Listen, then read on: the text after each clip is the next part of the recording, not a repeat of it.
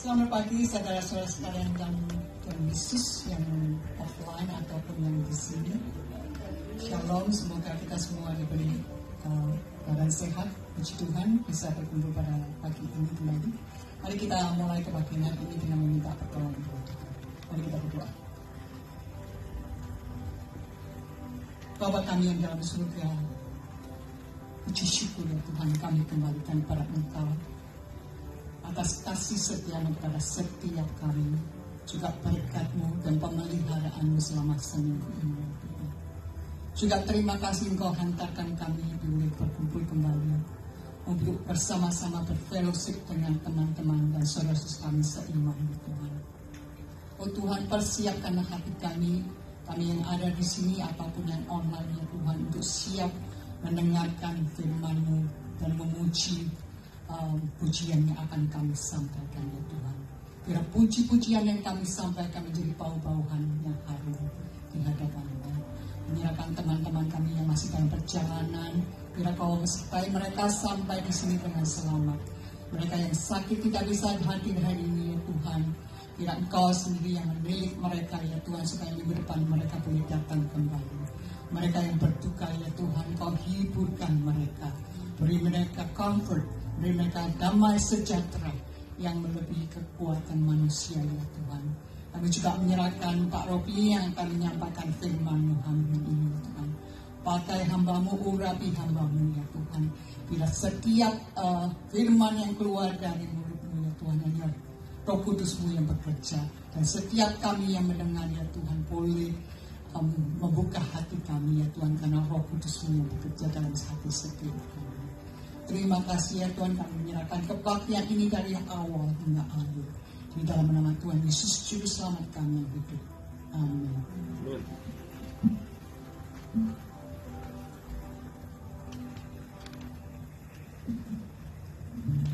Selamat pagi saudara-saudara. Biarlah kita boleh berkumpul pada pagi hari ini itu semuanya karena anugerah Tuhan. Bukan kuat dan gagah kita, tapi semua karena kemuliaan Tuhan untuk kita. Dia mengasihi kita, mengasihi saya dengan saudara. Makanya pada hari ini kita semuanya berkumpul di sini untuk beribadah kepada Tuhan. Kita akan mulai ibadah kita pada pagi hari ini. Kita akan memuji Tuhan. Kita akan bersama-sama menaikkan hati kita kepada Tuhan. Biarlah Tuhan disenangkan dengan puji-pujian kita, maka berkat Tuhan pasti Tuhan turunkan. Amin. Haleluya.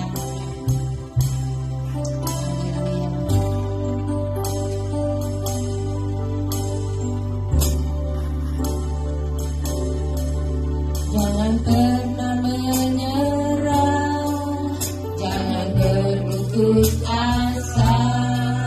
Mujizat Tuhan ada bagi yang setia dan percaya. Kita semua percaya saudara bahwa Tuhan menjanjikan yang indah.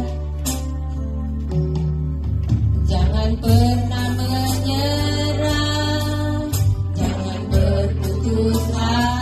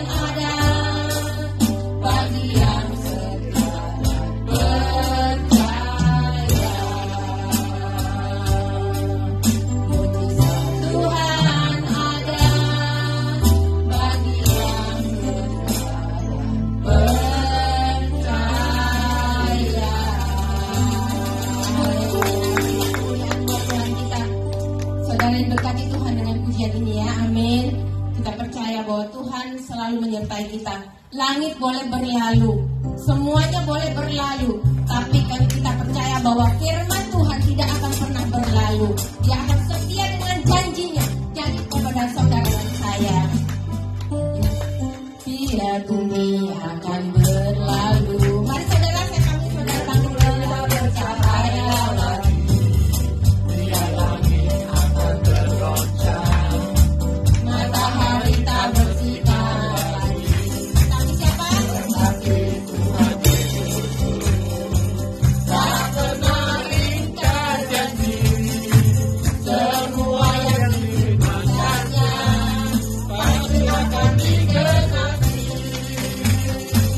Tiada ragu lagi untuk mengikut Yesus. Tiada ragu lagi untuk melayanimu. Haleluya. Kalau banyak rintangan dan badai pun menerpa, tiada ragu lagi untuk selamanya.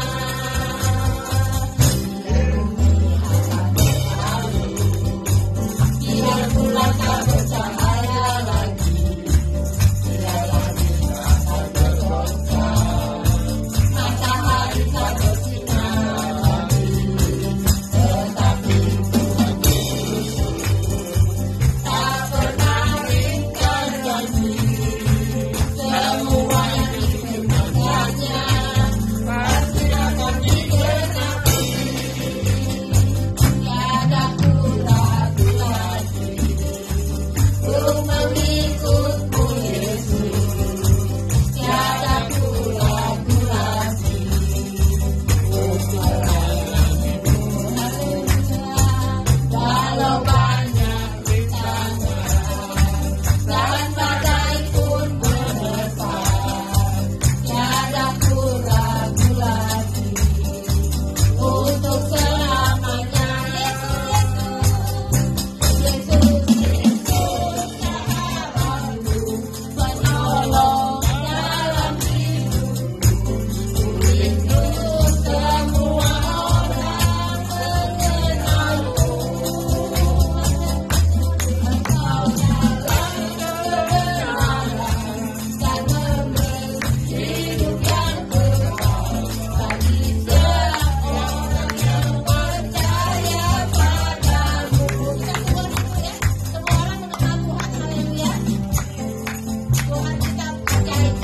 Kita semuanya patut untuk menjadi saksi Tuhan dimanapun kita berada. Haleluya. Mari saudara, kita nyanyikan lagu ini dari mulai sekali lagi. Biar bumi akan berlalu. Haleluya. Biar bulan tak bercahaya lagi, biar langit akan bergoncang, matahari tak bersinar lagi, tetapi Tuhan Yesus tak pernah ingkar janji. Semua yang difirmankannya pasti akan digenapi. Tiada ragu lagi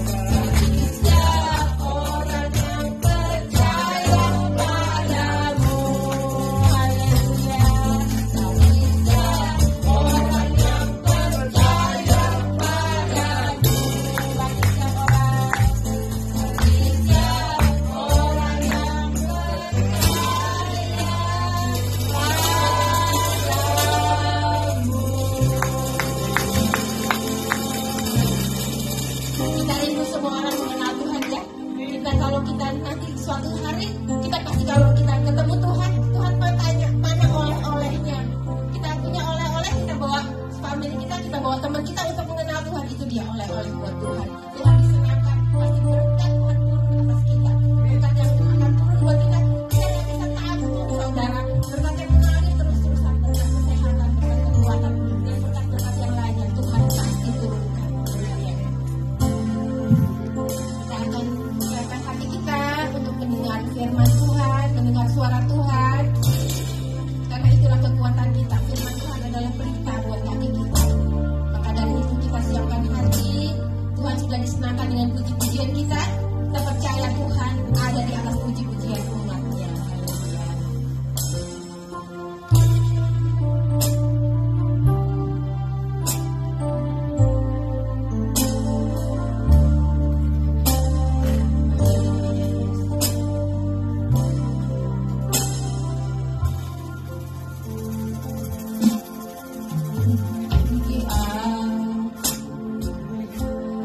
Lihat hati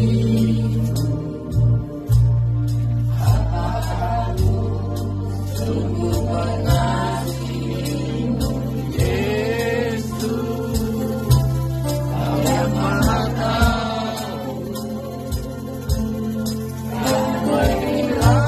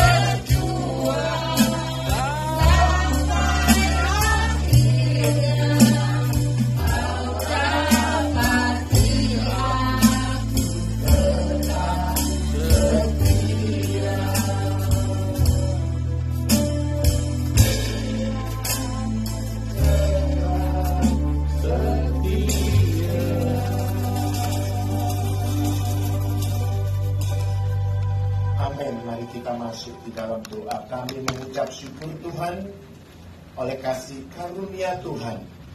Kembali pada hari ini kami boleh dikumpulkan kembali.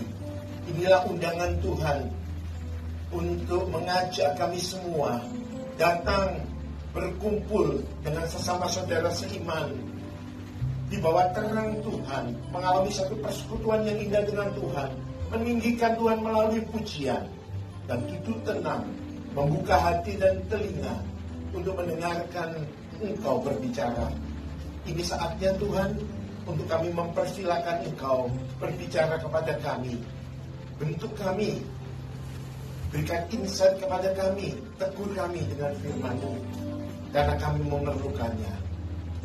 Ampuni kami dan layakkan kami, sehingga firman yang akan kami dengar tidak berlalu sia-sia, dan waktu yang kami lakukan untuk duduk mendengarkan firman Tuhan ini juga tidak menjadi satu mubazir.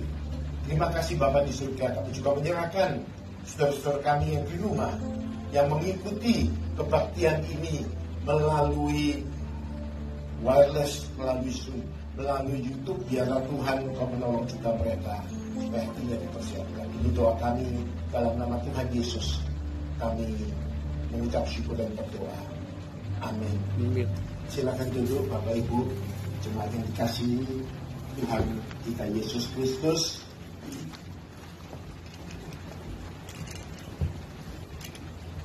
Lagu-lagu yang dipilih itu adalah satu lagu-lagu yang kemudian saya itu melihat ada benang merahnya dengan tema yang akan saya sampaikan pada pagi hari ini. Tapi sebelum itu, saya akan mengajak kita semua untuk membaca dari dua bagian firman Tuhan, satu dari Perjanjian Lama dan satu dari Perjanjian Baru. Dari Keluaran pasal yang ke-20 ayat 1 sampai yang ke-6, kemudian 1 Tesalonika 1 ayat 9 sampai 10. Saya sebenarnya menulis 1 sampai 10, kemudian saya pikir yang terpenting adalah ayat 9 dan 10. Jadi saya akan bacakan ayat 9 dan 10 saja. Demikianlah firman Tuhan dari Keluaran 20 ayat 1 sampai 6. Lalu Allah mengucapkan segala firman ini. Akulah Tuhan Allahmu yang membawa engkau keluar dari tanah Mesir, dari tempat perbudakan. Jangan ada padamu Allah lain di hadapanku. Jangan membuat bagimu patung yang menyerupai apapun yang ada di langit di atas, atau yang ada di bumi di bawah, atau yang ada di dalam air di bawah bumi. Yang kelima, jangan sujud menyembah kepadanya atau beribadah kepadanya, sebab aku, Tuhan Allahmu, adalah Allah yang cemburu, yang membalaskan kesalahan bapa kepada anak-anaknya, kepada keturunan yang ketiga dan keempat dari orang-orang yang membenci aku. Ayat yang ke-6, tetapi aku menunjukkan kasih setia kepada beribu-ribu orang, yaitu mereka yang mengasihi aku dan berpegang pada perintah-perintahku. Saya mau tanya, apakah yang 1 Tesalonika saya kasih di sini? Enggak ada ya? Ada ya? Oke. Saya bacakan. Sebab mereka sendiri bercerita tentang kami, yaitu jemaat. Bagaimana kamu sanggup dan bagaimana kamu berbalik dari berhala-berhala kepada Allah untuk melayani Allah yang hidup dan yang benar, dan untuk menantikan kedatangannya anaknya dari surga yang telah dibangkitkannya dari antara orang mati, yaitu Yesus yang menyelamatkan kita dari murka yang akan datang. Sampai sedemikian jauh pembacaan firman Tuhan. Kita berbahagia kalau kita membaca, merenungkan, dan kemudian dengan kekuatan Tuhan melakukan itu di dalam kehidupan sehari-hari. Saudara sekalian, judul khotbah saya pada siang ini adalah jangan ada berhala. Saudara sekalian, kalau kita mendengar judul ini, mungkin ada orang-orang yang mengatakan demikian. Itu sudah kuno Pak Robi. Kita itu nggak ada berhala. Pak Rodi datang ke rumah saya, semua rumah bersih, tidak ada berhala-berhala, tidak ada seperti apa yang ada di rumah Cik Kong saya dulu. Itu enciknya Papa, jadi saya panggilnya Cik Kong, ya kan? Seorang suhu terkenal di Surabaya. Begitu masuk rumahnya itu ada altar yang gede, di mana di atas altar itu ada banyak macam patung berhala. Kita nggak ada kan? Ada di antara kita di sini yang rumahnya itu ada yang demikian. Nggak ada kan? Nggak seperti yang juga dialami oleh seorang guru saya dulu. Guru saya ini guru, tapi dia juga hamba Tuhan di sebuah gereja. Suatu hari dia datang besuk ke rumah seorang pun gitu. Baru pertama kalinya gitu dia masuk rumahnya, di bagian depan ada salib Tuhan Yesus. Dia, oh ya ini berarti ini sungguh-sungguh pengikut Kristus yang benar gitu. Kemudian karena dia disuruh untuk mendoakan rumah itu, maka kemudian masuk ke ruang yang lain. Dan di ruang yang lain itu di atas apa itu namanya itu ada tulang babi digantung. Oh. Kemudian dia mulai tanya-tanya, kalau hatinya nggak tanya sama omnya, apa ini? Ke ruang yang lain, di situ ada apa saudara sekalian? Ada macan yang gigit, apa itu namanya? Pisau, dan ada belakangnya itu apa? Kuahnya itu, ya kan? Nah, guru saya mulai tanya, Om, ada apa nih? Ini kok ada salib, ada ini. Oh, itu biar kuat. Kalau salib tidak bisa mengatasi masalah dan serangan daripada kuasa kegelapan atau rampant. Ada macan, dan belakang sana dekat dapur masih ada 2 keris. Konon katanya itu kerisnya empu gandring. Oh, nggak tahu itu empu gandrung atau empu gandring. Nah, kalau kayak gitu, oh, ini orang Kristen yang masih memelihara berhala ini. Tapi saudara sekalian, kita nggak ada. Nah, kalau itu yang terjadi, maka perintah jangan ada berhala ini, saudara sekalian, juga nggak relevan lagi kan? Jadi saya bisa mengatakan amin pulang. Ya, tapi firman Tuhan mengatakan dalam perjanjian lama dan di dalam perjanjian baru juga. Jadi ini adalah satu hal yang serius. Nah, saudara sekalian, saya akan mengajak kita untuk memikirkan kembali apakah berhala itu, supaya pikiran kita tidak stereotypical. Oh, kalau berhala yang macam-macam kayak begitu itu, ya kan? Tetapi kita akan melihat apa sih sebenarnya berhala itu. Nah, saudara sekalian, langkah awal untuk menjawab pertanyaan ini adalah kalau kita meneliti dari Keluaran 20 ayat 1 sampai 6 ini. Ya, ini adalah bagian dari 10 hukum Allah. Detekal dasar kita, 10 hukum Allah itu. Dan ini perintah 1 dan kedua, ini amat serius begitu ya. Tapi banyak orang Kristen yang nggak tahu. Oh ya, ini pokoknya itu jangan menyembah berhala. Tapi sebenarnya perintah 1 dan 2 itu, saudara sekalian, ada keunikannya. Ya. Yang pertama dikatakan jangan ada Allah lain di hadapan hadiratku. Nah, kalau kita meneliti, ini artinya apa? Ini artinya larangan untuk menyembah Allah yang salah.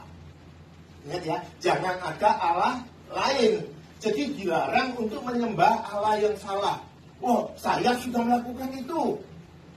Saya sembah adalah Allah yang menciptakan langit dan bumi, yang datang sebagai Tuhan Yesus Kristus yang disalibkan mati dan bangkit. Puji Tuhan, memenuhi perintah yang pertama. Loh, lalu kenapa ada perintah yang kedua? Jangan membuat patung, jangan menyembah, dan jangan beribadah kepadanya. Saudara sekalian, banyak orang kalau ditanya tidak bisa memberikan perbedaannya. Dua hal ini berbeda tapi menunjuk kepada esensi yang sama. Seorang pakar Kristen yang lama sudah meninggal lama sekali yang bernama Thomas Watson mengartikan yang kedua ini adalah menyembah Allah yang benar, puji Tuhan, ya, tapi dengan cara yang salah. Menyembah Allah yang benar dengan cara yang salah. Tadi menyembah Allah yang salah, ya kan? Yang kedua, menyembah Allah yang benar, tapi caranya salah. Dengan mau-maunya sendiri. Ada apa enggak contohnya di dalam Alkitab?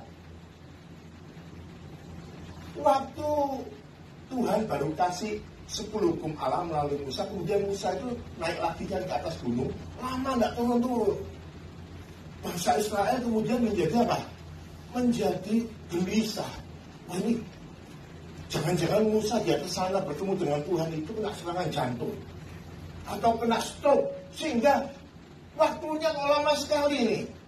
Dan apa yang mereka lakukan kemudian? Mereka menyembah Allah tapi dengan apa? Patung anak lembu emas. Jadi memproyeksikan Allah dengan patung itu. Allah yang benar yang disembah, tapi dengan cara yang salah. Nah, saudara sekalian, kita harus ingat ini, dan Allah melarang kedua hal ini. Jangan ada Allah lain di hadapanku. Artinya apa? Allah mau dia sendiri yang ada. Kalau kita melihat altar dewa-dewi itu kan, itu ada yang di paling atas itu. Saya nggak tahu itu, katanya dewa langit apa-apa itu. Kemudian ada yang levelnya itu Liga Eropa level 2. Itu dewa-dewa yang lain. Kemudian ada yang dewa-dewa yang lebih rendah gitu. Allah itu nggak mau digituin. Oh, saya yang paling tinggi, kemudian ada yang lain nggak mau. Dia cuma mau ada diri sendiri. Itu sama seperti istri. Ya kan? Istri nggak mau disandingkan dengan suami yang lain. Betul apa enggak? Betul apa enggak, ibu-ibu? Harus saja cuma dia. Sama. Tuhan tidak mau disandingkan dengan yang lain. Kok enak? Istri kan bilang gitu. Kok enak? Cintaku di madu. Begitu kan? Tidak mau. Begitu saudara sekalian. Sama dengan Allah ini. Jadi kita melihat di sini bahwa kita hanya boleh punya satu Allah. Tidak boleh punya Allah yang lain. Nah, sampai di sini saya harap kita jelas saudara sekalian ya. Nah, dari sini saudara sekalian saya mau mengajak kita untuk kemudian memikirkan mengenai definisi berhala.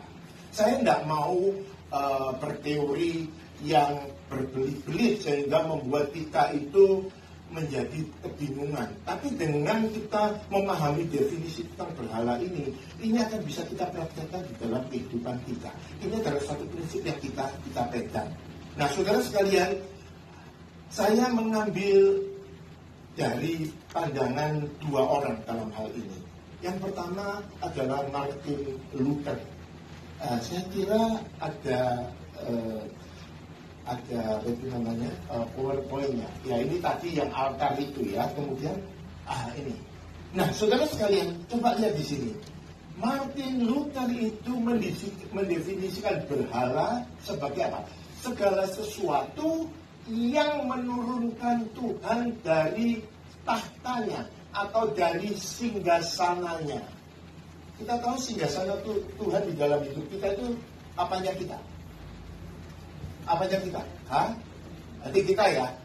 Hati ini jangan level, bukan Tuhan bukan di sini, ya kan? Kalau kita lihat hatiku kan di sini, padahal di sini kan jantungku, begitu ya. Tapi kita tahu bahwa hati itu adalah pusat diri manusia, begitu kan? Dan dikatakan segala sesuatu yang Tuhan itu diturunkan dari tahta hati kita. Saudara sekalian,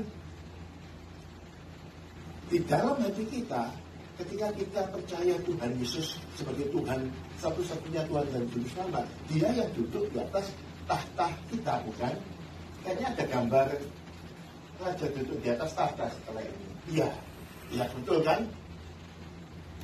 Raja duduk di atas tahtanya. Saya mau tanya, boleh apa enggak kalau rajanya tidak ada, kemudian singgasananya atau tahtanya itu lagi kosong, kemudian satu di antara kita misalnya loh ya, bukan sesungguhnya loh ya, pakai hin, jangan tersinggung loh Pak ya, pakai hin, lihat itu, oh tahtanya raja kosong, pakai hin enak, gede, empuk, nyaman, diduduki saudara sekalian, boleh apa enggak?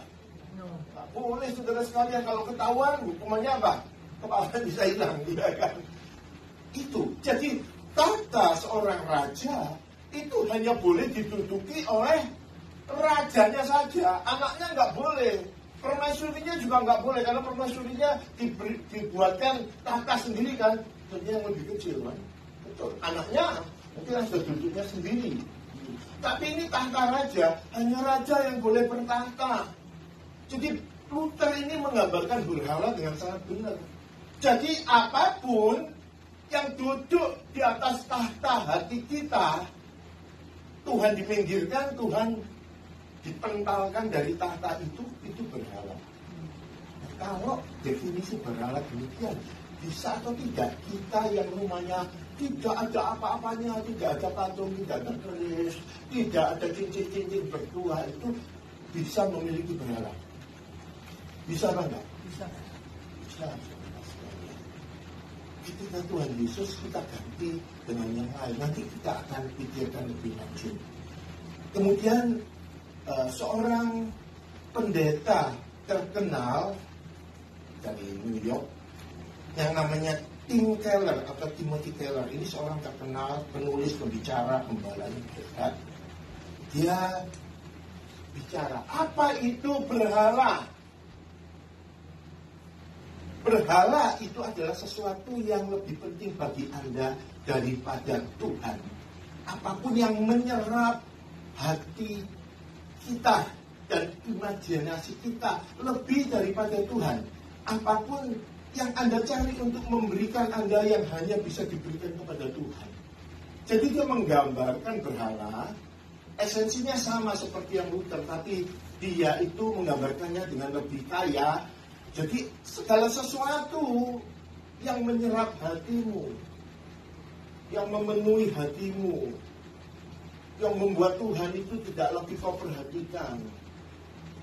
Nah, saudara sekalian, kalau yang demikian ini, kita lihat saudara sekalian, maka berhala itu adalah sesuatu hal yang merupakan suatu ancaman bagi setiap kita.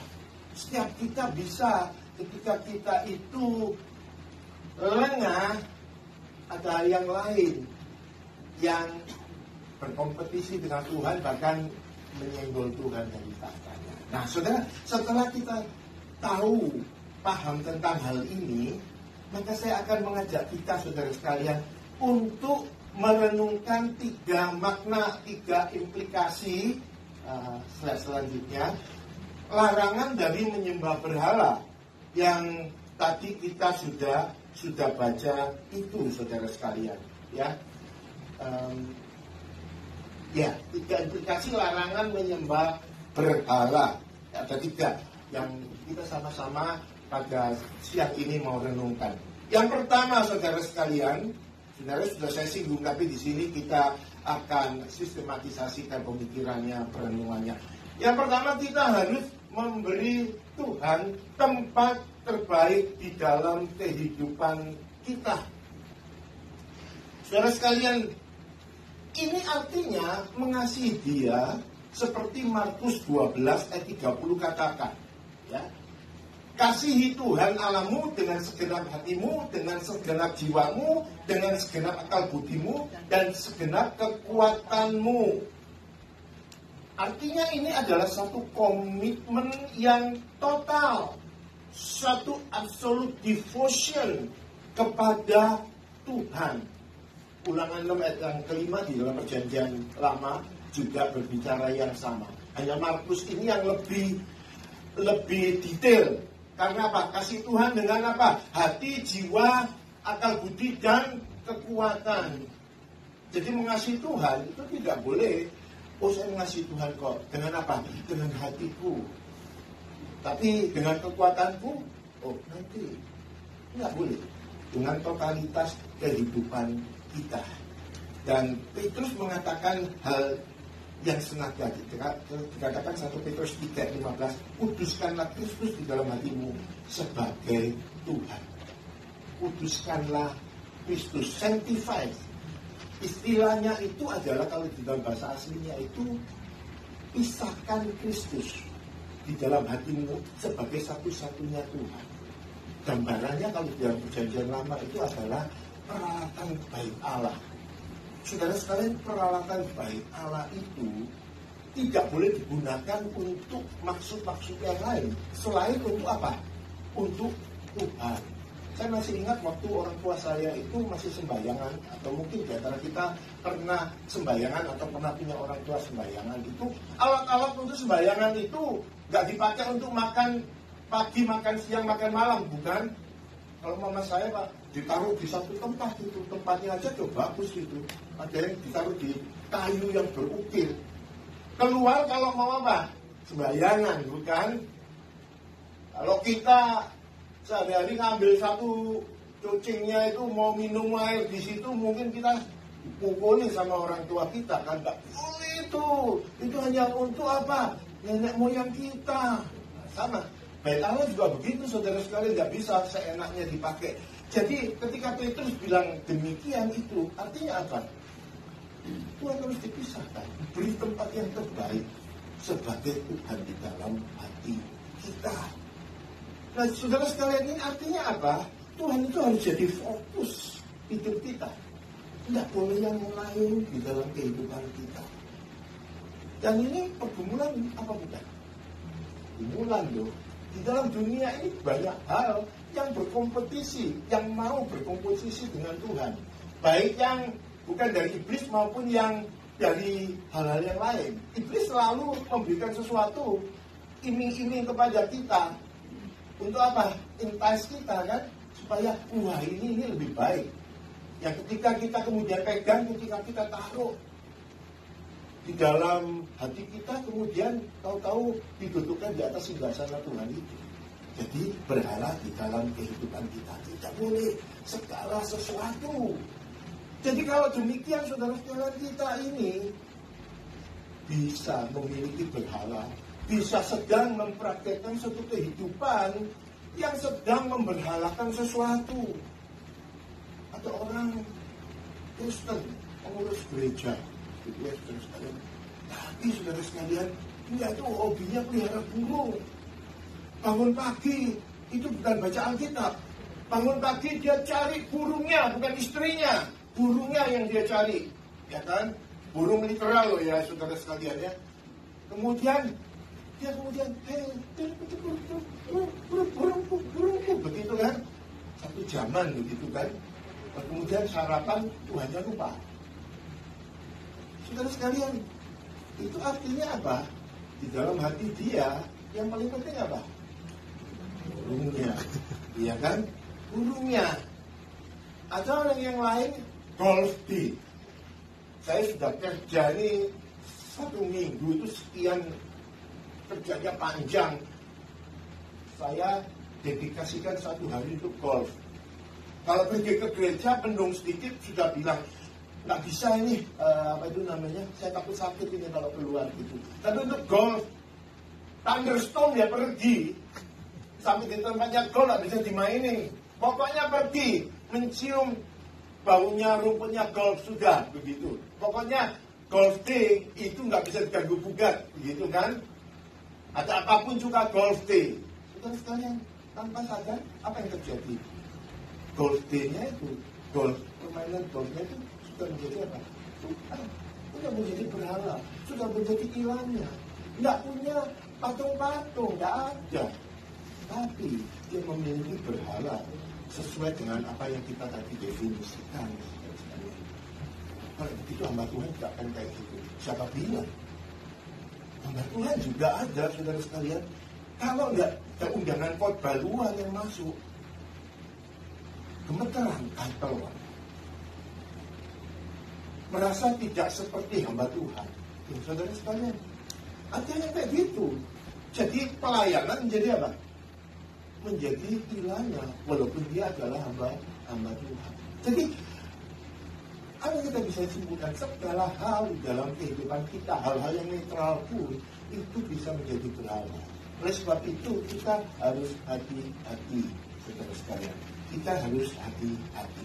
Jadi ini adalah hal yang pertama, dan saya harap kita itu di sini kita bisa menyadari dan kita bisa berawas-awas. Kita, termasuk saya, ya kan, bisa melakukan hal itu, saudara sekalian. Bahkan Alkitab juga bisa, ada orang yang koleksinya, hamba Tuhan koleksinya Alkitab. Segala macam Alkitab, terjemahan apapun, bonded light, leather, dan yang sebagainya, yang unik-unik itu dia anukan. Anaknya pegang, mukul bagian, nggak boleh. Wah, itu jadi aib ya. Jadi itu yang pertama. Kemudian yang kedua, yang kita pikirkan ya, bahwa kita harus menuruti pikiran dan kehendak Tuhan. Saudara, di dalam pengajaran tentang dosa, menurut Alkitab, itu ada kata Yunani yang mendefinisikan dosa. Dosa itu ada banyak definisinya, ya kan? Berdasarkan arti kata Yunaninya yang juga ada beberapa. Salah satu yang diterjemahkan sebagai dosa itu adalah anomia. Jangan dibaca ini, saya cuma mau nunjukkan anomia itu aja, ya. Terus sekarang anomia itu kan dari kata a itu tidak, nomia itu nomos, nomos itu aturan. Jadi apa? Tidak ada aturan, ya kan? Kalau anak kita nggak ada aturan, kita bilang apa? Rebellious child, ya kan? Anak yang sudah berontak, anak suka berontak itu apa? Kalau papanya bilang lu pergi utara, dia kemana? Ke selatan, betul apa enggak? Rebellious, suka memberontak. Nah, ini manusia, saudara sekalian. Inilah dosa. Dosa adalah apa? Manusia yang mau menuruti kemauannya sendiri, caranya sendiri. Sama seperti bangsa Israel, kita mau menyembah Yahweh, tetapi yang menjadi proyeksinya adalah apa? Patung lembu emas. Salah. Gitu ya. Nah, kemudian Yesaya 53 ayat yang ke-6 ada, ya. Ketika kita melakukan ini, ya kita disebut sebagai apa? Kita sekalian sesat seperti domba. Masing-masing kita mengambil jalannya sendiri, saudara sekalian. Ya, ketika kita memberontak, ketika kita tidak melakukan apa yang Tuhan mau, itu seperti kita berlayar, tapi makin lama makin apa? Menyimpang. Saya punya pengalaman, mungkin Bu Elis tahu ya, karena orang Surabaya. Kita ke Pasuruan, ke Pasir Putih, gitu kan, itu di pinggirnya pantai, gitu sama teman-teman saya, begitu waktu kuliah, gitu. Kemudian kita nyewa perahu. Kemudian kita itu kita sewa perahu, tapi tukang perahunya nggak mau. Pak, tinggal sini aja, kamu tidur-tiduran aja. Kita bawa perahumu, kita kasih apa itu namanya uang sewa itu. Oke, nggak apa-apa, dia senang gitu. Kita bawa perahunya, saudara sekalian. Sampai di tengah, saudara sekalian, kita mau kembali lagi, nggak tahu caranya, saudara sekalian. Wah, jalan tapi jalannya itu arahnya nggak tahu gitu. Ini kan kita malah tambah menjauh daripada garis pantai ini. Ketakutan loh. Ya tadi kita tahu-tahu ke Pulau Madura gimana? Ketakutan saudara sekalian. Tersesat, menyimpang. Ya begitu saudara sekalian. Kalau kita itu nggak punya hati yang mau nurut, mau hati yang mau melawan Tuhan. Ketika kita melawan Tuhan, memberontak kepada Tuhan, jelas arah hidup kita itu akan menyimpang jauh daripada apa yang Tuhan mau. Sama dengan berhala ya kayak begitu. Ketika kita melakukan berhala, itu sebenarnya adalah dosa pemberontakan kepada Tuhan. Kita mau menempuh kehidupan, memperoleh rezeki, memperoleh berkat dengan apa? Dengan kemauan kita sendiri, bukan kepada Tuhan. Jadi ini tidak boleh, saudara sekalian. Ini berdosa, ini melanggar hukum. Saudara sekalian, patung lembu emas adalah salah satu contohnya di dalam perjanjian Allah. Jadi menyembah Allah itu harus menurut yang Allah maui, ya. Jadi menyembah Allah bukan menurut apa yang kita maui. Saya baca Alkitab kok, saya menyembah Allah yang benar. Tetapi dengan cara kita, nggak bisa. Saudara sekalian, itu adalah berhala. Itu tidak mengikuti pikiran Tuhan. Itu gampang membuat kita sebenarnya tanpa sadar sedang ada sesuatu yang bukan Tuhan, yang menjadi sandingan kita, yang menjadi apa? My beloved. Dan ya itu namanya memadu Tuhan. Dan Tuhan tidak mau disandingkan, kan? Tadi dikatakan itu. Jadi kita menyanyi lagu, tiadaku ragu lagi untuk mengikutmu Yesus, tiadaku ragu lagi untuk melayanimu. Mengikut Yesus, melayani Yesus. Tapi kalau kita ada di dalam diri kita yang namanya berhala apapun itu, bisa nggak kita melakukan ini?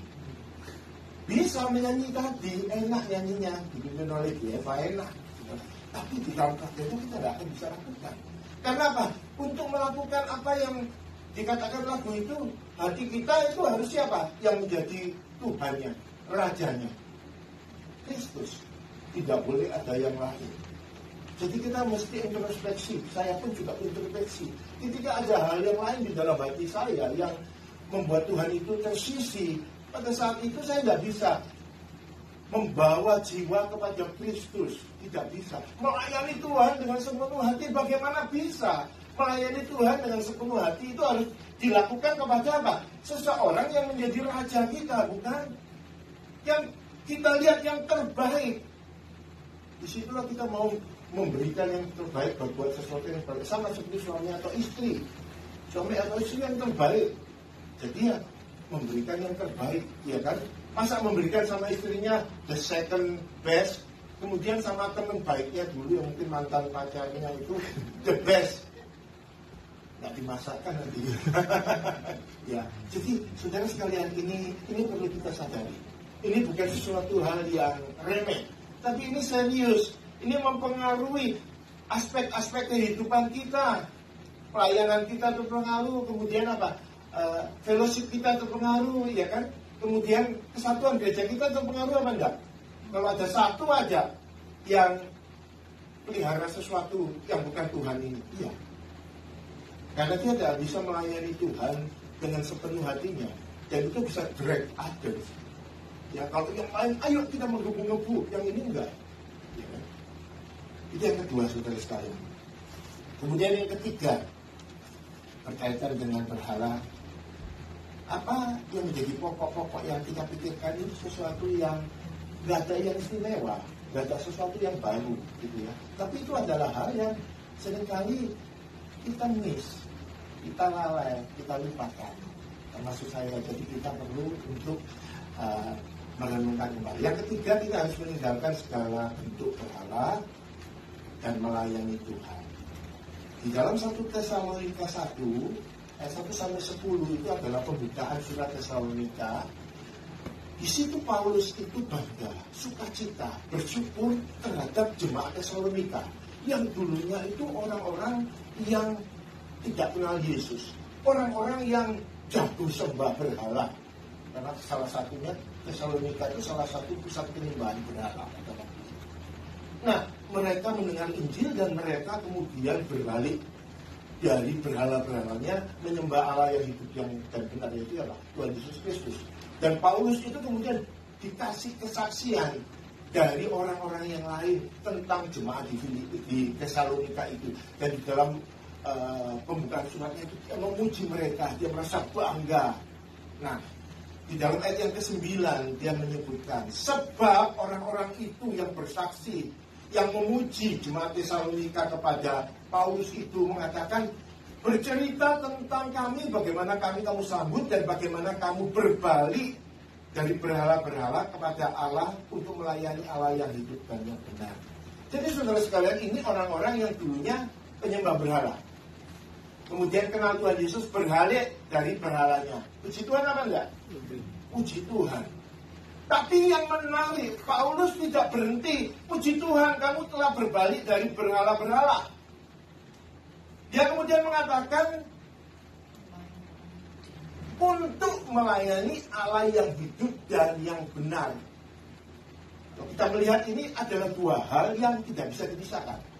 Jadi berbalik dari berhala untuk melayani Allah yang hidup dan yang benar, itu adalah seperti dua sisi dari koin mata uang, atau dua sisi dari lembar $100, saudara. Kalau saya ini orangnya murah hati, saudara sekalian. Percaya apa enggak? Saya nanti kalau saudara pulang, saya kasih saudara itu $100, 10 lembar satu orang. Mau apa enggak? Tetapi sayangnya saudara sekalian, cuma satu sisinya aja itu yang ada capnya, yang belakangnya kosong. Bisa laku apa enggak? Nah, sama. Ini begitu. Kalau kamu meninggalkan berhala, kamu nggak bisa titik kemudian selesai. Kamu harus melanjutkannya dengan apa? Melayani Tuhan, berbalik dan melayani Tuhan, saudara sekalian. Inilah yang membuat kehidupan Kristen itu adalah kehidupan yang pergumulan. Jangan bilang kehidupan Kristen adalah kehidupan yang enak. Kehidupan Kristen adalah pergumulan. Tapi di dalam pergumulan itu, ketika kita taat, ketika kita berbalik dari hidup lama, dan kemudian melayani Kristus, kapan saja, di mana saja, dan siapa saja, kepada siapa saja, maka apa yang terjadi? Kita mengalami sukacita yang sejati itu. Jadi, saudara sekalian, dalam kaitan dengan berhala, di dalam hidup Kristen ini tidak boleh ada status quo. Kalau saya sudah meninggalkan berhala saya, sekarang gimana? Ya nggak apa-apa, di rumah aja. Nggak bisa. Kita kemudian harus apa? Melayani Allah yang hidup. Tiada ragu lagi untuk mengikutmu Tuhan. Kemudian melayanimu dengan segenap hatiku. Itulah saudara sekalian, itulah anti racun berhala di dalam kehidupan kita. Dan bukan hanya itu. Bukan hanya hidup kita jadi bersih, tapi hidup kita yang menuhankan Kristus dan melayani Dia akan mengalami berkat-berkat surgawi yang penuh. Ini yang akan terjadi di dalam kehidupan kita. Saudara sekalian, 3 hal itu penting sekali untuk kita renungkan dalam kehidupan kita. Saya masuk dalam bagian terakhir, saudara sekalian. Kembali, saya mengutip dari Timothy Keller, Pastor Timothy Keller. Dia mengatakan demikian, ini penting. Hati manusia itu seperti pabrik berhala yang mengambil hal-hal baik seperti karir, sukses, cinta, harta benda, bahkan keluarga, dan mengubahnya menjadi hal-hal yang tertinggi dalam hidup. Hati kita mendewakannya sebagai pusat hidup kita. Karena menurut kita semua itu dapat memberi kita makna dan keamanan, keselamatan, kepuasan jika kita mencapainya. Saudara, ini penting sekali. Jadi hati ini penting. Hati itu pabriknya, hati itu pusatnya. Segala hal itu dapat mudah masuk ke dalam hati kita dan menguasainya, menurunkan Kristus seperti yang Luther katakan tentang definisi berhala itu. Dan kalau demikian, maka hidup kita sebagai anak-anak Tuhan itu moral mari, ya. Jadi kita diingatkan ini.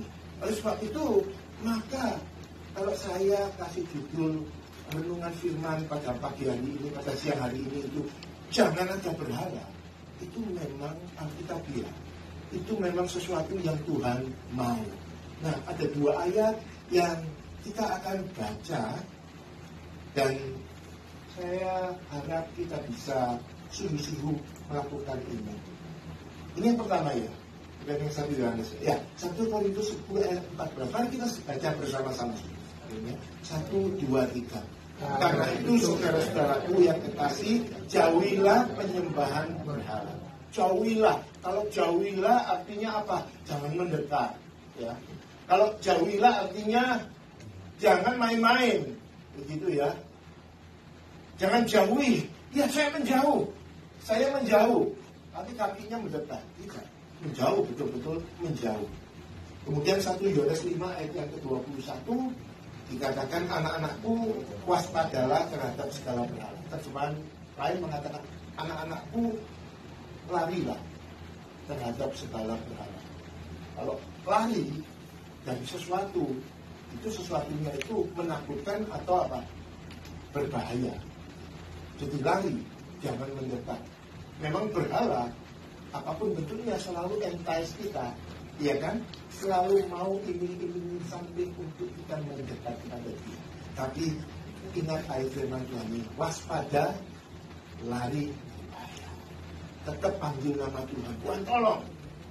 Dan saudara sekalian, ketika hidup kita di atas tahta hati kita ada Tuhan Yesus Kristus, sang sumber berkat, sang sumber damai, sang sumber cita-cita, maka setiap aspek kehidupan kita akan menjadi benar, kan? Rumah tangga kita, relasi kita, gereja kita, pelayanan kita akan menjadi benar, akan menjadi berkobar-kobar dan makin sungguh-sungguh. Saudara sekalian, biarlah firman Tuhan yang sama-sama kita renungkan pada siang hari ini jadi berkat bagi kita semua, bagi saya.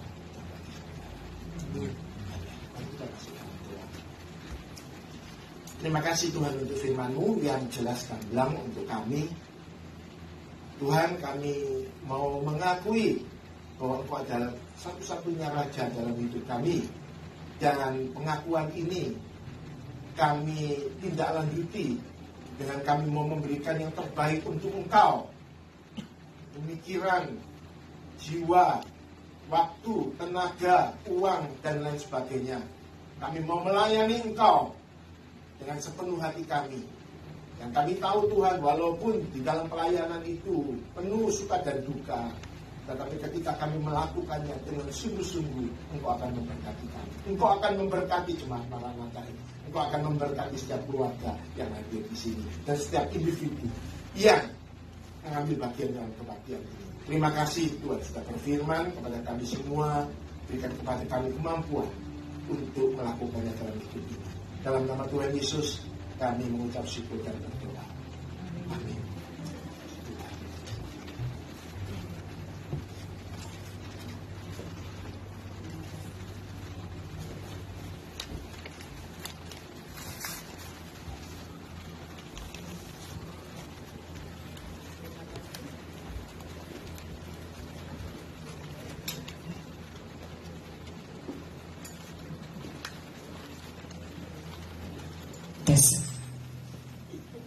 Oke. Terima kasih Pastor Robi untuk firman Tuhannya. Saat ini kita akan bersama-sama berdoa syafaat, membawa saudara-saudari kita yang sakit, mungkin yang berkesusahan. Kita satu dalam doa. Tundukkan kepala saudara, kita sama-sama bersehati. Kami bersyukur Tuhan kalau siang hari ini kami ada. Itu semua karena kasih dan kemurahan Tuhan. Terima kasih Tuhan untuk firman Tuhan yang sungguh indah, di mana kami boleh menomorsatukan Tuhan di dalam hidup kami. Tidak ada yang lain Tuhan. Kami cinta Engkau. Kami sungguh mengasihi-Mu Tuhan. Biarlah hidup kami terus berpadanan. Hidup kami terus berpandangan kepada Engkau ya Tuhan. Kami berdoa untuk Pastor Robi sekeluarga. Tangan Tuhan memberkati.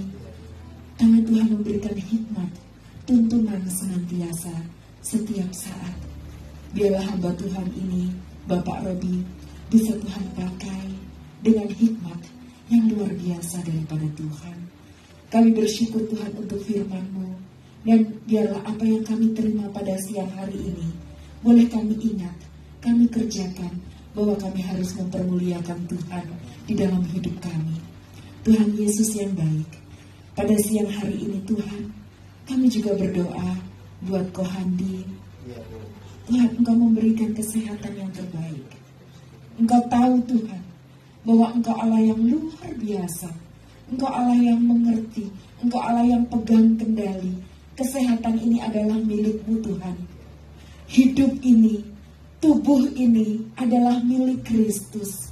Oleh sebab itu Tuhan kami berdoa, biarlah kesehatan yang terbaik boleh Tuhan berikan kepada Kohandi, dan juga untuk Ko Abi, untuk Ko Adrian, untuk Cik Vivi, dan untuk Eva. Tuhan kami berdoa, bait Allah ini tidak bisa dikotori dengan apapun. Hanya kesehatan yang daripada Tuhan. Hanya kesehatan yang daripada Tuhan. Terima kasih Tuhan, kami juga berdoa untuk kesempurnaan yang sudah Tuhan berikan. Kesembuhan kepada Cik Liani, A Iing, Peter Chen, Kak Mei, Tante Yeti, Ibu Aimin. Kami percaya bahwa Tuhan terus-menerus memberikan pemulihan demi pemulihan. Terpujilah nama-Mu Tuhan. Biarlah di saat kami sembuh, di saat kami mengalami satu kesembuhan total, nama Tuhan dipermuliakan di dalam kehidupan kami. Kami juga berdoa Tuhan untuk para senior Maranatha, untuk Tante Olga, Tante Yuliana, Tante Trace, Tante Hana, Pak Sugianto. Kami berdoa Tuhan, ada Kokehin juga, ada juga tim Udon. Tuhan, kami berdoa supaya Tuhan Engkau memberikan kekuatan yang ekstra. Tuhan memberikan kekuatan dan semangat yang luar biasa. Terima kasih Tuhan, Engkau terus memberkati para senior Maranatha. Kami juga mengingat Tuhan untuk Tante Christina. Kami berdoa buat anak-anaknya, buat Kathy, buat Paul, dan juga buat cucu-cucu. Kami berdoa Tuhan, biarlah roh kekuatan dan penghiburan Tuhan berikan dalam keluarga Ibu Christina. Kami juga berdoa ya Tuhan untuk jemaat Maranatha yang saat ini ada. Engkau memberkati satu persatu Tuhan. Rumah tangga kami boleh diberkati oleh Tuhan. Engkau memberikan roh kesetiaan kepada kami. Begitu pula Tuhan, jemaat Tuhan yang saat ini sedang online. Kami berdoa, biarlah berkat kasih Allah senantiasa menyertai kami. Dan juga Tuhan, kami membawa kepengurusan kami Maranatha yang ada. Biarlah Tuhan Engkau pakai kami untuk Allah Tuhan, persiapan-persiapan ke depan dalam Thanksgiving dan juga persiapan-persiapan Natal. Kami berdoa apa yang kami kerjakan ini Tuhan, hanya satu tujuan kami. Kami mau mempermuliakan nama Tuhan. Terima kasih Bapak yang baik. Kami sungguh bersyukur kami boleh ada di Amerika ini. Itu semua karena kasih Tuhan. Biarlah Tuhan Engkau memberkati Amerika ini. Engkau mengampuni Tuhan setiap dosa-dosa yang kami perbuat, terutama Tuhan dalam keseluruhan dalam negara ini yang menyakitkan hati Tuhan. Tuhan Engkau ampuni dan Engkau pulihkan Tuhan Amerika ini Tuhan. Engkau sungguh mengasihi, Engkau memberkati Tuhan. Kami juga mengingat Indonesia. Kami mengingat Tuhan saudara-saudari kami yang ada di Indonesia. Mereka juga diberkati, dicukupkan kebutuhannya oleh Tuhan. Terima kasih Bapa, kami sungguh bersyukur untuk berkat Tuhan. Biarlah Tuhan pakai Maranatha ini menjadi garam dan terang di mana saat ini kami boleh beribadah. Sempurnakan doa kami ini Tuhan, di dalam nama Tuhan Yesus. Haleluya. Amin.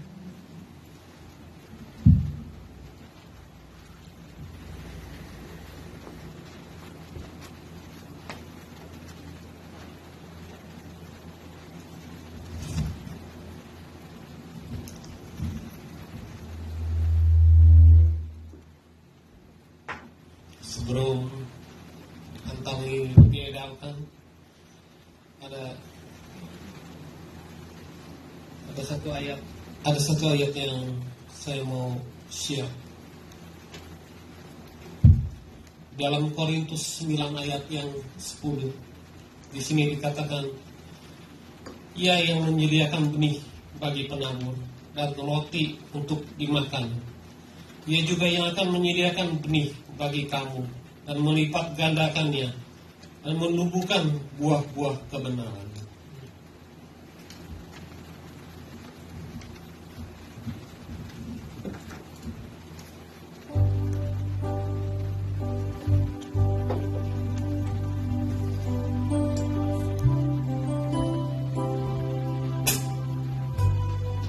Ada waktu untuk berduka dan ada waktu untuk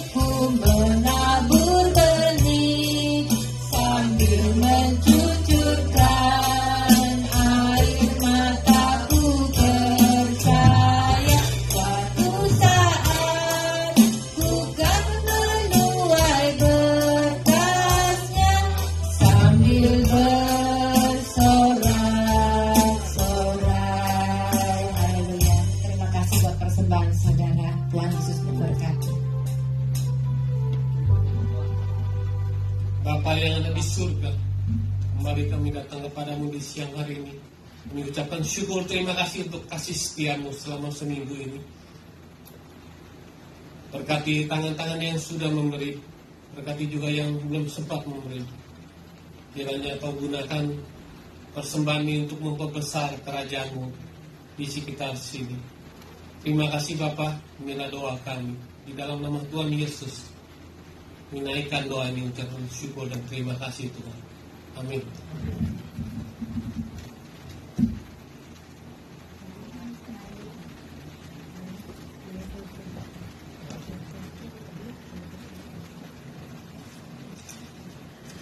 Selamat siang, jemaat yang dikasih Tuhan. Ada beberapa pengumuman.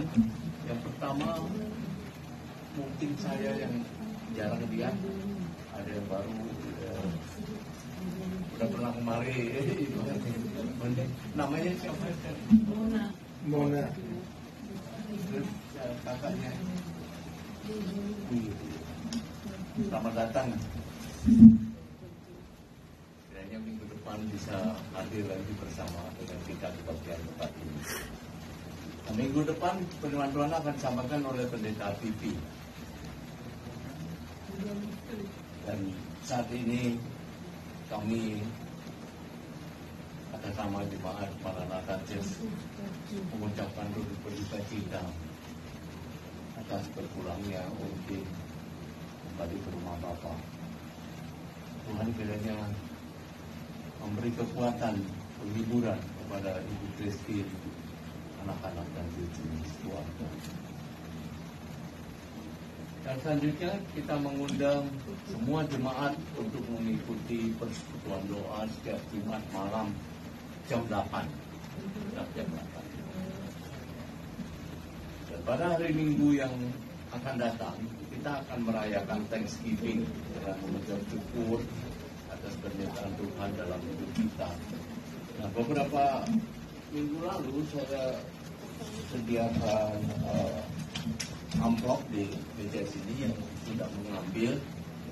Tolong amplop itu dibawa, dan kalau nggak ada amplopnya, saudara boleh pakai amplop apa saja. Contohnya ini, di depan hanya tulis satu ayat yang saudara mau apa aja.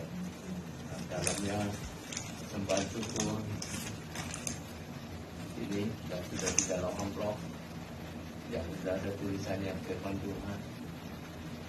Kita akan bawa pada saat persembahan minggu depan. Selain persembahan syukur, kita bawa minggu depan ke depan.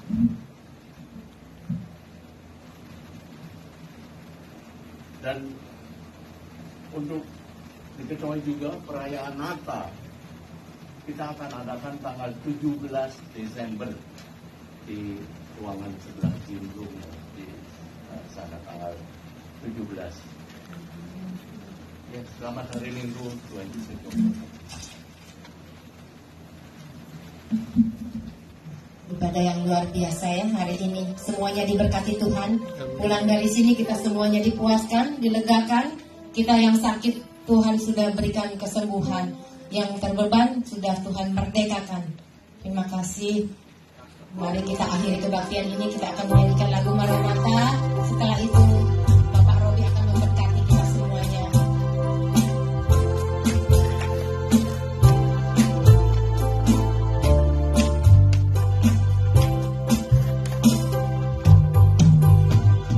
Maranatha, Maranatha, Tuhan datanglah. Persiapkanlah dirimu, sambut kedatangannya.